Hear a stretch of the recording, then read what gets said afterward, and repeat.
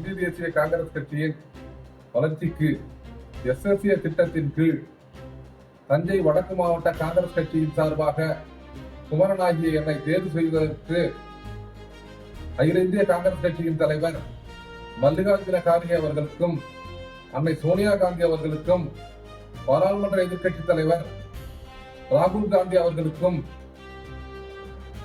பொதுச் செயலாளர் சகோதரி பிரியங்கா காந்தி அவர்களுக்கும் பொதுச் செயலாளர் KC வேணுகோபால் அவர்களுக்கும் நமது தமிழ்நாடு காங்கிரஸ் கமிட்டியின் தலைவர் அன்பு சகோதரர் கு. செல்வபெருந்தகை அவர்களுக்கும் தமிழ்நாடு காங்கிரஸ் கட்சியின் துணைத் தலைவர் சொர்ணா சேதுராமன் அவர்களுக்கும் மயிலாடுதுறை பாராளுமன்ற உறுப்பினர் சகோதரி R. சுதா அவர்களுக்கும் நமது குடந்தையின் மாநகர மேயர் அன்பு சகோதரர் கா. சரவணன் அவர்களுக்கும் எனது நெஞ்சார்ந்த நன்றியை தெரிவித்துக் கொள்கிறேன்.